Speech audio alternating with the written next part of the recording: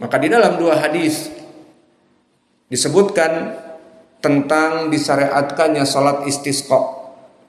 Hadis yang pertama dari Abdullah bin Asim Al-Mazini, bahwa di sini Nabi melaksanakan salat istisqa di lapangan.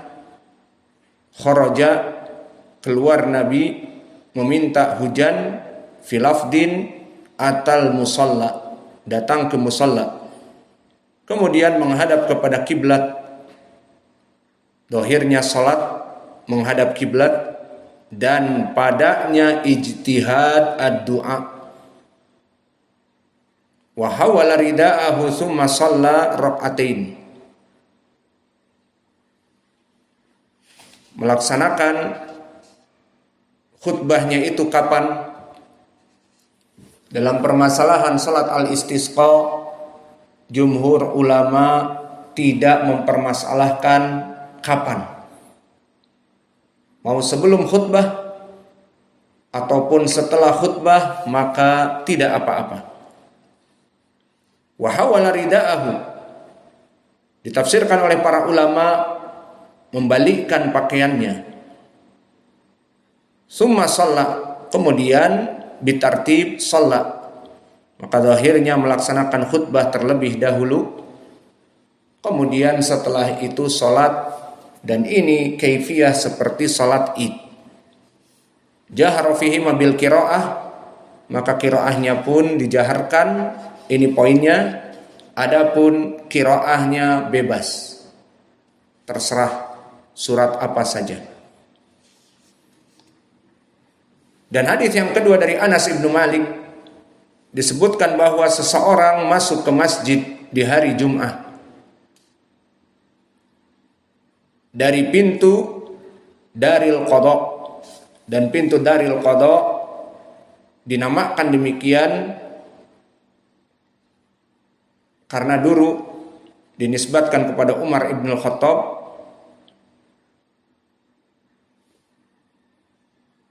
Buyi'at fi qada'i dainah, fi qada'i dainihi, dinamakan dengan Daril Qadha, pintu dari Umar ibn Khattab. Dan jika antum ke Madinah ada pintu Umar ibn Khattab, maknanya dari pintu itu, karena Masjid Nabawi sangat besar, kaum muslimin datang berbondong-bondong ke Madinah, maka dari arah pintu Umar, min babin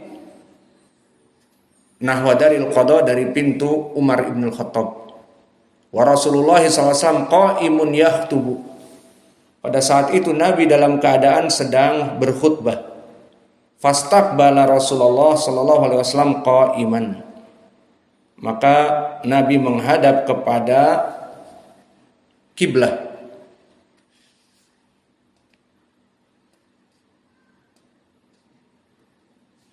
Fastaqbala Rasulullah SAW qa'iman, dia menghadap kepada Nabi, kepada kiblah, dan Nabi membelakangi kiblah dalam keadaan khutbah.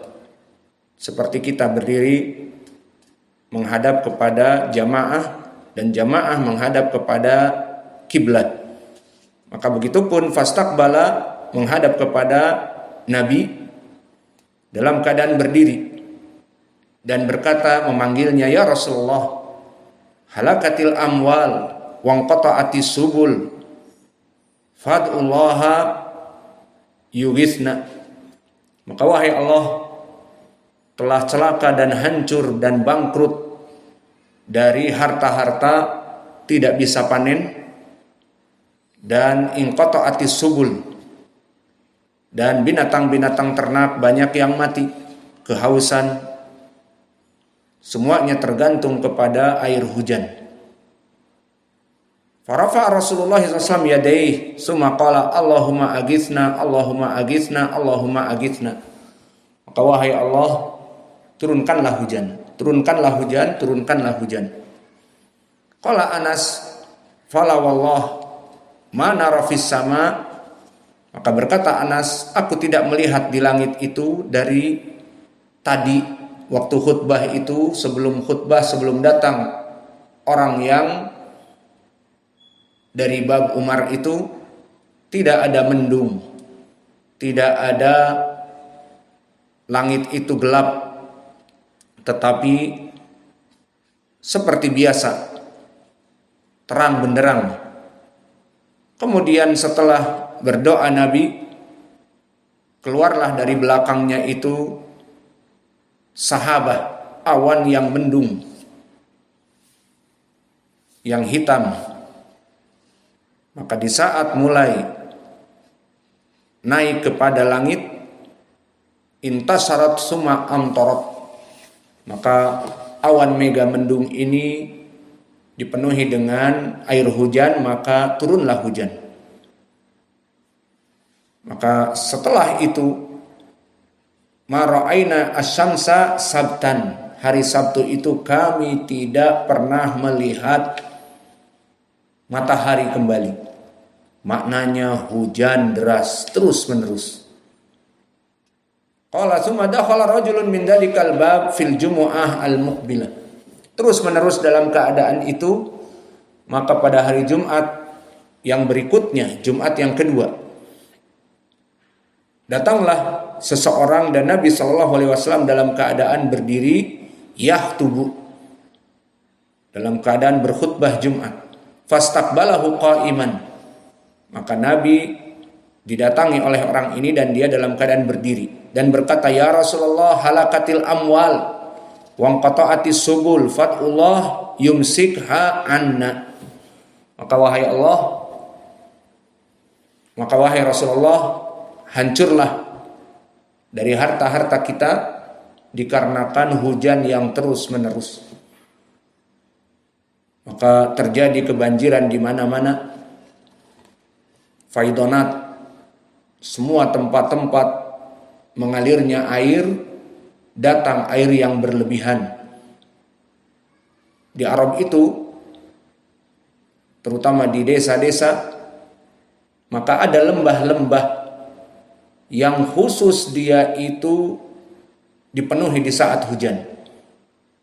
Dan jika tidak hujan, maka lembah itu seperti sungai kering. Berbeda dengan di Indonesia.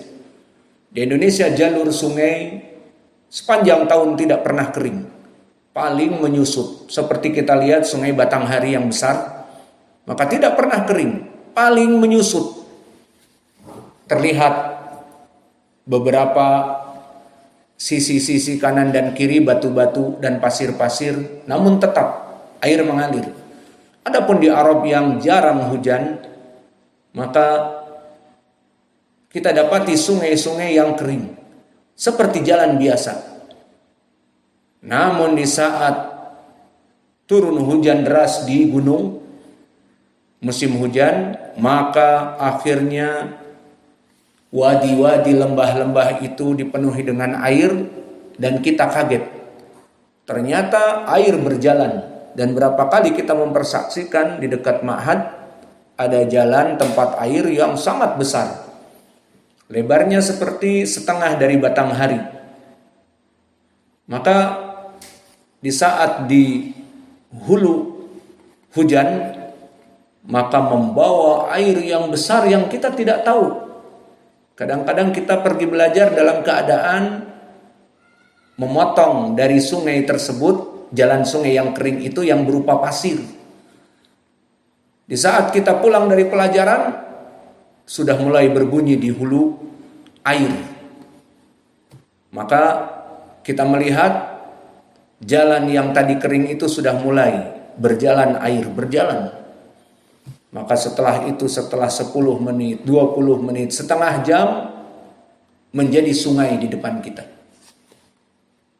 Maka perkara seperti ini banyak membahayakan manusia, terutama mobil-mobil yang terhantam dengan banjir dadakan karena mereka melewati wadi, lembah yang memang jalur hujan.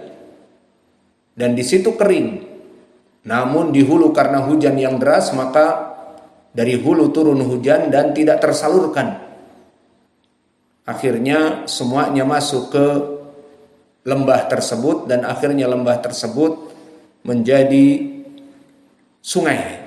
Dan akhirnya mobil itu akhirnya terhantam oleh air di dalam sungai tersebut. Dan ini banyak kejadian seperti ini di mana-mana. Maka orang ini mengadu kepada Nabi, ya Rasulullah, hujan terus-menerus maka hancurlah harta-harta kami. Qala farafa Rasulullah SAW yadaihi thumma qala Allahumma hawalaina wala alaina. Allahumma alal akmam wa dhirabi wa butunil audiyah wa nama wa manabiti syajar. Maka wahai Allah, palingkanlah hujan itu dari tempat-tempat yang dihuni oleh manusia, dari tempat kami. Maka biarlah hujan-hujan itu kepada tempat-tempat seperti wadi, seperti kebun-kebun, ataupun seperti azirab, maknanya adalah bukit yang kecil. Maka biarlah hujan itu di sana. Qala fa'aqla'at wa kharajna namshi fi syams. Maka Allah angkat hujan dari tempat-tempat kota-kota, maka kami berjalan dan mentari menyirami kami. Maknanya sudah tidak hujan lagi. Kemudian bertanya Syarik, aku bertanya kepada Anas ibnu Malik, ahwa rajulul awal qala la adri. Apakah dia itu orang yang datang di Jumat yang pertama? Maka Anas ibnu Malik mengatakan, aku tidak tahu. Maka inilah dua hadis dari salat al-istisqa. Maka salat al-istisqa keadaannya seperti salat salatul idain, dan dia disyariatkan di saat terjadi kekeringan. Wa naktafi ila huna wa jazakumullahu khaira wa barakallahu fi ilmikum. Subhanakallahumma bihamdika asyhadu an la ilaha illa anta astaghfiruka wa atubu ilaik. Insyaallah di pelajaran yang akan datang di tasmi hadis dari Abdullah bin Asim yang pendek.